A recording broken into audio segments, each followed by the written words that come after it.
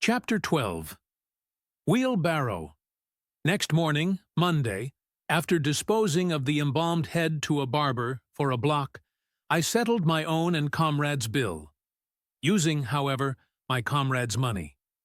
The grinning landlord, as well as the boarders, seemed amazingly tickled at the sudden friendship which had sprung up between me and Queequeg, especially as Peter Coffin's cock and bull stories about him had previously so much alarmed me concerning the very person whom I now companied with.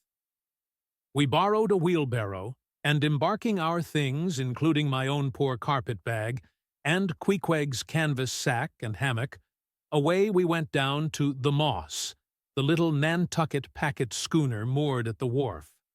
As we were going along, the people stared, not at Queequeg so much, for they were used to seeing cannibals like him in their streets, but at seeing him and me upon such confidential terms.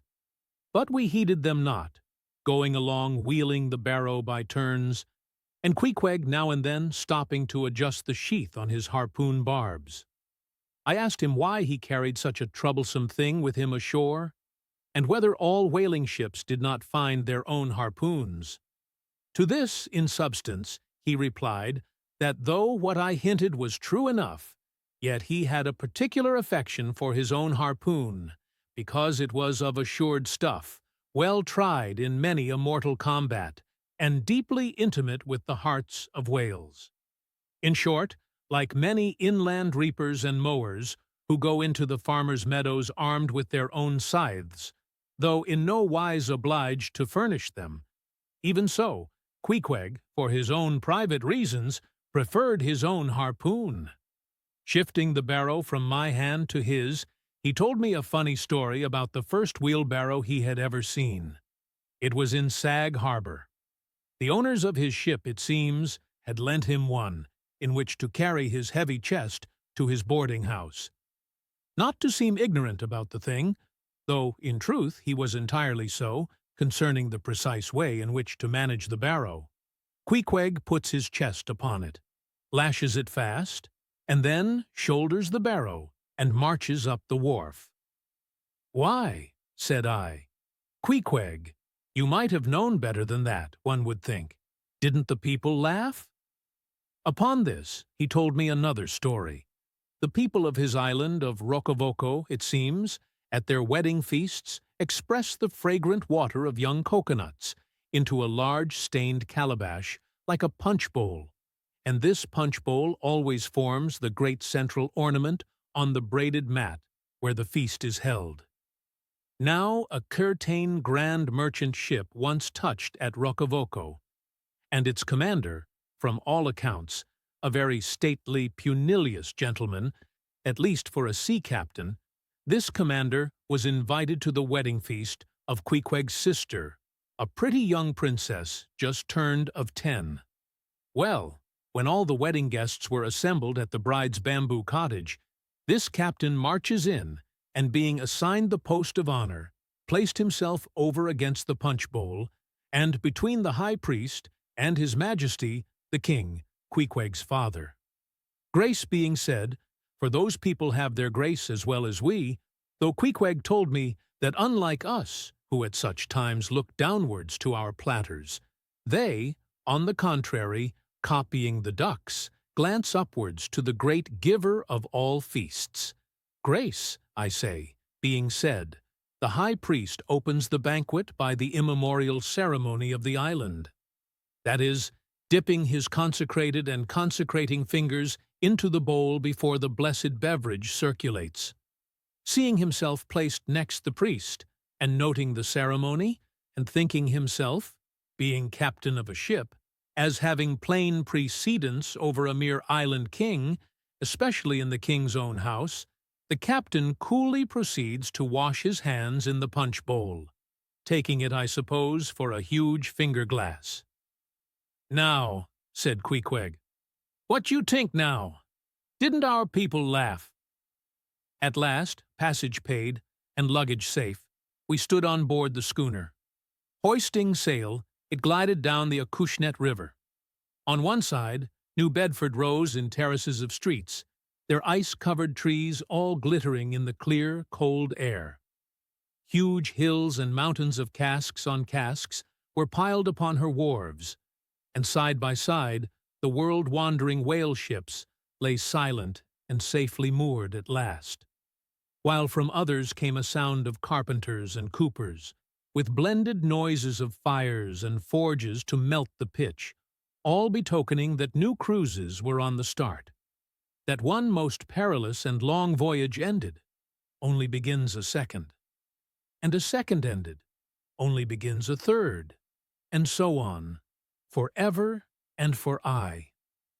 Such is the endlessness, yea, the intolerableness of all earthly effort. Gaining the more open water, the bracing breeze waxed fresh.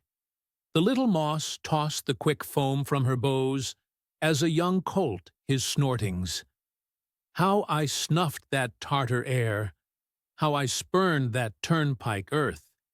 That common highway all over dented with the marks of slavish heels and hooves, and turned me to admire the magnanimity of the sea, which will permit no records. At the same foam fountain, Queequeg seemed to drink and reel with me. His dusky nostrils swelled apart. He showed his filed and pointed teeth. On we flew, and our often gained. The moss did homage to the blast, ducked and dived her brows as a slave before the Sultan. Sideways leaning, we sideways darted, every rope yarn tingling like a wire, the two tall masts buckling like Indian canes in land tornadoes. So full of this reeling scene were we, as we stood by the plunging bowsprit, that for some time we did not notice the jeering glances of the passengers, a lubber-like assembly, who marveled that two fellow beings should be so ioneable, as though a white man were anything more dignified than a whitewashed Negro. But there were some boobies and bumpkins there, who, by their intense greenness, must have come from the heart and center of all verdure. Queequeg caught one of these young saplings mimicking him behind his back. I thought the bumpkin's hour of doom was come. Dropping his harpoon, the brawny savage caught him in his arms, and by an almost miraculous dexterity and strength, sent him high up bodily into the air. Then slightly tapping his stern in mid-somerset, the fellow landed with bursting lungs upon his feet, while Queequeg, turning his back upon him, lighted his tomahawk pipe and passed it to me for a puff. "Capting! Capting!" yelled the bumpkin, running towards that officer. "Capting! Capting! Here's the devil!" "Hallo, you sir!" cried the captain, a gaunt rib of the sea, stalking up to Queequeg. "What in thunder do you mean by that? Don't you know you might have killed that chap?" "What him say?" said Queequeg, as he mildly turned to me. "He say," said I, "that you came near killy that man there," pointing to the still shivering greenhorn. "Killy!" cried Queequeg, twisting his tattooed face into an unearthly expressive scion of disdain. "Ah, him bevy smally fishy. Queequeg no killy so smally fishy. Queequeg killy big whale." "Look you," roared the captain, "I'll killy you, you cannibal, if you try any more of your tricks aboard here. So mind your eye." But it so happened just then that it was high time for the captain to mind his own eye. The prodigious strain upon the mainsail had parted the weather sheet, and the tremendous boom was now flying from side to side, completely sweeping the entire afterpart of the deck. A poor fellow whom Queequeg had handled so roughly was swept overboard. All hands were in a panic, and to attempt snatching at the boom to stay it seemed madness. It flew from right to left, and back again, almost in one ticking of a watch, and every instant seemed on the point of snapping into splinters. Nothing was done, and nothing seemed capable of being done. Those on deck rushed towards the bows, and stood eyeing the boom as if it were the lower jaw of an exasperated whale. In the midst of this consternation, Queequeg dropped deftly to his knees, and crawling under the path of the boom, whipped hold of a rope, secured one end to the bulwarks, and then flinging the other like a lasso, caught it round the boom as it swept over his head. And at the next jerk, the spar was that way trapped, and all was safe. The schooner was run into the wind, and while the hands were clearing away the stern boat, Queequeg, stripped to the waist, darted from the side with a long, living arc of a leap. For 3 minutes or more he was seen swimming like a dog, throwing his long arms straight out before him, and by turns revealing his brawny shoulders through the freezing foam. I looked at the grand and glorious fellow, but saw no one to be saved. The greenhorn had gone down. Shooting himself perpendicularly from the water, Queequeg now took an instant's glance around him, and seeming to see just how matters were, dived down and disappeared. A few minutes more, and he rose again, one arm still striking out, and with the other dragging a lifeless form. The boat soon picked them up. The poor bumpkin was restored. All hands voted Queequeg a noble trump. The captain begged his pardon. From that hour I clove to Queequeg like a barnacle. Yea, till poor Queequeg took his last long dive. Was there ever such unconsciousness? He did not seem to think that he at all deserved a medal from the humane and magnanimous societies. He only asked for water, fresh water, something to wipe the brine off.